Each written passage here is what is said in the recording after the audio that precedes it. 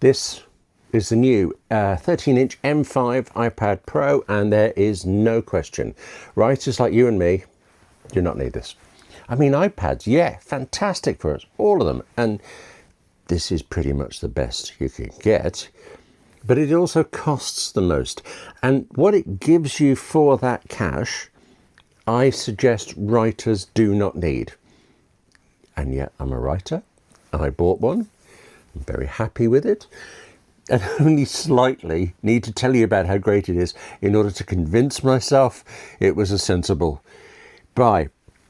There are reasons, of course there are reasons. I do have uses for it. But while I tell you those, let me try to be more useful and also show you just what happens, what you need to do when you move from any old iPad to any new one, such as the 5 base iPads you could get instead of one of these. Hello, I'm William Gallagher, impoverished, and this is 58 Keys, which as ever is, as always really, is for writers. Writers like you and me who use and who write on Macs, yes, and iPhones, and today, iPads. Do please subscribe, like, or patronise me because, well, I have so much to go over, so much to justify, really. But while I do that, this is the obligatory unboxing footage. Yay!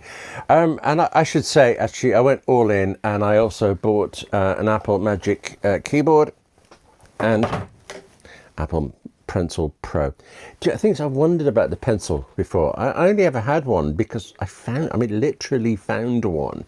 So I didn't know whether I used one enough, whether I would buy one if I updated to an iPad that needed a different Apple Pencil. And I did, so question answered really. Funny enough, my handwriting is actually improving. I mean, unbelievably, indistinguishably, but it is. And editing anything with the new Apple Pencil Pro is good. I like that. But now, the Magic Keyboard, actually, just let's compress weeks of deliberation, trips to the Apple Store, endless YouTube videos. I'll try to sound efficient. This is the best option I could find for typing on. It also offers a lot of protection, although not as much as I'd like. The edges around here in the corners, I could do with them being sort of some sort of cover to protect the delicate parts of the iPad, and they don't. But, well, actually, I'll tell you what, now I seem to be complaining. Since I only have 3 complaints, and you've heard 2 of them, the protection now and the price a moment ago, let me throw in the third. I'd like the battery to last longer. I'm a little surprised, actually, how quickly I seem to make it go down. But that's it for complaints. And here is what you would do with any iPad upgrade. There is an assumption as you're doing this that you're moving away to a new device from an old one, and so you won't be using the old one again. It tries to prompt you to get it ready to sell or whatever. Just ignore all of that. Follow these steps and your new iPad is set up and your old one is as well too. What I got right here, well, I was schlepping through all of this such that my Apple account was set up. That's nice, automatically done. Very impressive. So details of things like Wi-Fi account being taken from the old iPad, Wi-Fi account names, settings, that sort of stuff. But what I got wrong was here. Here, you can choose to have everything copied over from your old iPad to your new one, but it was going to take a time. Or you can restore everything from a backup. So before you do any of this, it would be a very good idea to open up settings on your old iPad, tap on your name, then tap on iCloud, then find iCloud Backup and tap that. Backup now. And then actually walk away for a little while while it does its doings. You can do this at any time. When the new iPad's here, when you're waiting for the courier, when you're at your door, waiting for the parcel to come, anything, fine. Just good to get it done, because then if you do, when you are at this stage, setting up the new iPad, well, you can choose to restore from that backup. You pick the backup that you've just made and you know it's the iPad one. I don't know for certain, but I remember when I've done this before, this seemed faster than saying, oi, copy everything off iPad, site to site stuff.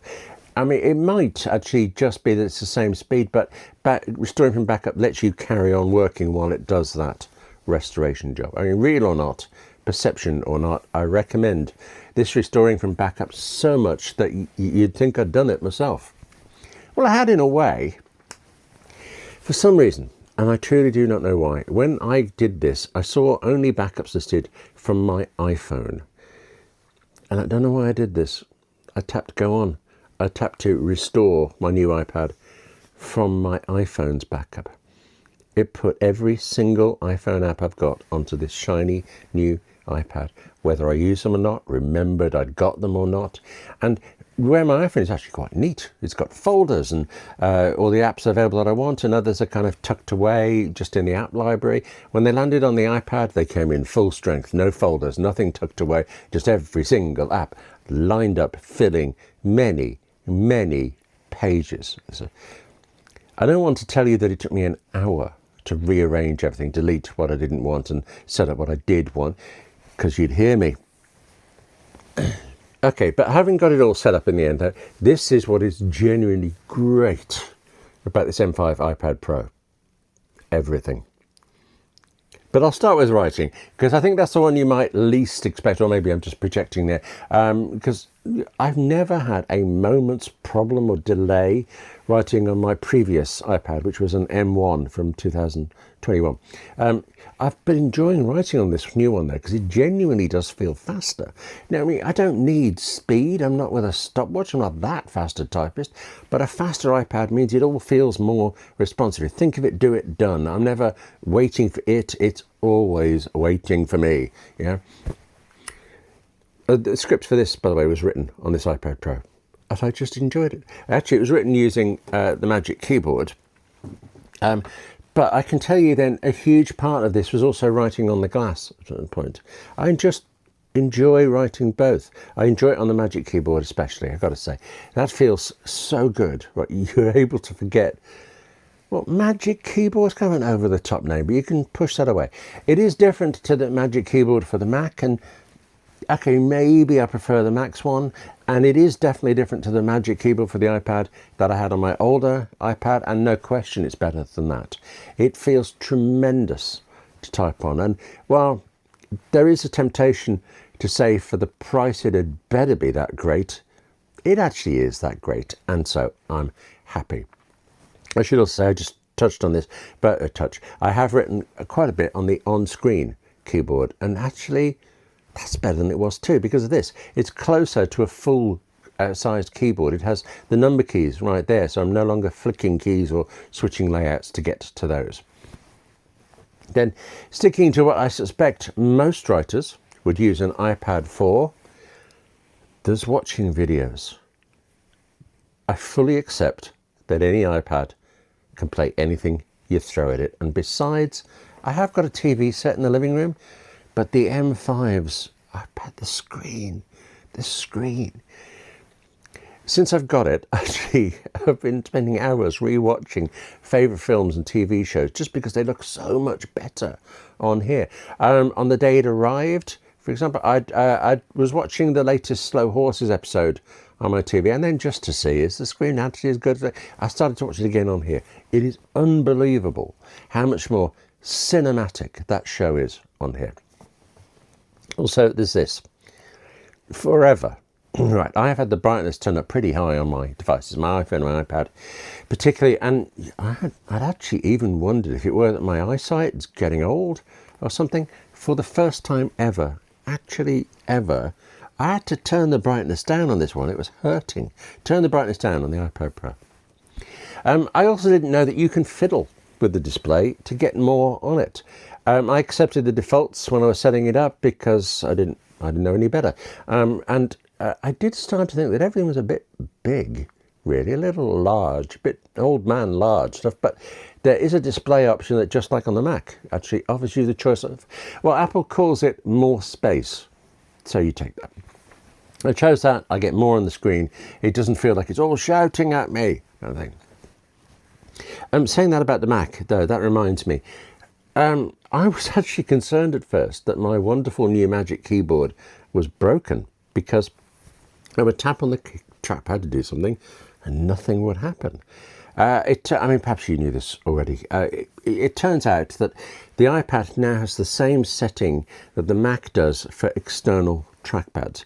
By default, with a trackpad like that, you actually have to press down until you get a click. But you can change it. You can change it so that you just touch, you just gently tap, and it's like it clicks it for you. I truly have not one thin clue why anyone would prefer slamming the fingers down on the trackpad all day. But, you know, what can you do? I found the setting, I turned it on, I will now entirely forget that it exists, as actually I realise I probably did before. The last time I got a new iPad, I bet I went through this a few years, 4 years ago now. Probably I went through this and then forgot again. Now for some details, specifically about this, about video editing. I suggest that it's detail you don't need to know. I can edit videos on my iPad Pro and do it very quickly, very handily, very enjoyably, actually, the end. But this is a case where the different machine changed my workflow, and I think for the better. Look at this, please. I publish 3 videos a week, and, you know, it's not exactly back-breaking, but it always helps to be organised. And one particular series of videos where I've been getting better at that because of the new iPad is the Monday set, the 58 Keys Writing Workshop videos. These need to be recorded in batches in a cold shed. I think the most I've ever done in one go is 4, but that was a whole month's worth. And being able to get that far ahead is a boon. Still, any ahead is good. And I used to do it like this. For a year, I've done it like this. My iPhone on a tripod facing me, I mean the screen facing me. Okay, microphone connected to the side, that's the same still. Portable light plugged into that, a fill-in light to get rid of some shadows, that's all the same now. But that's my iPhone tied up. I also used my old iPad both for various notes and for this. This is a clapperboard app called Movie Slate, and I know it's not like I'm making a Hollywood production or anything, but when I am doing 2 or 3 or maybe more of these workshop videos practically in a row, I can make one recording on the iPhone, set the video running, record it, and use this clapperboard to make it very clear where each one starts and ends. So it vastly speeds up the edit later. Only, I don't care what the specifications say. It seems to me that the front-facing selfie camera on the iPhone is not as good as the cameras on the back. And yet I need to see me in order to be sure that I don't leap out of frame in my enthusiasm for a writing topic. So I put up with using the front-facing camera, or I did. Now, no. Okay, that's the Mac camera for me. It doesn't look like it's angled in the right way, but if we go over here, you should see, well, it's not quite right, is it? I'm a little low in frame, but you get the idea. Turn the iPhone around so that it's better. Back cameras are going to do all the recording work. Launch on the iPhone the free Final Cut camera app, and then launch Final Cut Pro Video on my new iPad Pro. Push a button or two, and now the live feed from my iPhone is on my iPad screen right next to me. I can adjust the camera, I can check it out, I can get me in frame, I can keep me in frame, and then I can press the record button on my iPad instead of trying to have to reach around the iPhone. Jeff, I think I've just realised it's always been a bit fiddly doing that, trying to make sure the whole thing isn't going to work. I was just watching it on the screen, yeah. Because there was no more trying to be sure that I got it in shot, or get it all in shot so that I could read it later. I could just see that I had. I'm still using the clapperboard app on the old iPad for the same reason, all that stuff, fine. But now, when I'm done, my footage it was at least already on the way to my new iPad automatically. I mean, okay, sometimes it takes a time, and it's a cold thing in the shed, so I bring the iPad, the iPhone back into the warm office, set them down on the desk and just leave them to sort it out. But otherwise, without my doing anything, the footage I've just shot is there, not only on the iPad, but inside Final Cut on my iPad, ready for me to zoom through the editing. It is gorgeous. Small things that might be more generally useful. The new iPad Pro, well, it's just useful. It's so thin. I had a nightmare. The first night I got it, I had a nightmare that I had bent it. It's also not as large as I feared. I knew I wanted the bigger screen to work on because I've had large screen iPads in the past, but I was afraid, did it be too big to comfortably carry around the way I did with my old 11-inch iPad? But no, It's fine. It won't go in the one bag that I tended to use, but otherwise, shrug. And despite the bigger size, it's so light. It's ridiculously light. And one more improvement I've seen over my last iPad, the magnet that holds the Apple Pencil Pro to the device is much stronger. Just saying it to you, this doesn't sound like a great deal. I mean, I don't mean the pencil, I mean overall. You've got that, it's fast. But there's only so much faster you can use, or maybe even notice, really. And yet, sitting on the shed, sitting on the couch, sitting at this desk, zooming through video edits on this impossibly thin thing, it's actually fun. The M5, brace yourself, William, the M5 iPad Pro 13-inch model starts at £1,300 or dollars. I paid the next tier up, 512 gigabytes version. I chose black as a colour because it's slimming. And I also bought, as you saw, Apple Pencil Pro for £129 or dollars. Plus the Magic Keyboard for the cost of a regular iPad, otherwise known as $349. I may have mumbled there a bit. That's a lot of cash, and no amount of figuring out how many years of work I'm going to get out of these devices will really ease the pain of at purchase time. But I said no writer needs this, and of course I meant it. But being a writer does not mean we only need things for our writing. It also, very importantly to me, it doesn't mean that we can't have nice things. This M5 iPad Pro is, well, I'm trying to think of something more useful than to say it's a nice thing, that it's stunning. It's mine. That's all right. It's nice for me, isn't it? If you happen to be in the market for one of these, well, I hope you'll find it very nice for you too. And if you're not, trust me, any iPad is great for us. But in the meantime, that's it for this edition of 58 Keys. Do you remember, you saw a mention of it, the 58 Keys writing workshop videos. Those come out every Monday. But for now, thank you for watching. Hey, take care of yourself. Hey, budget better than I did. And write more too. And I'll see you soon.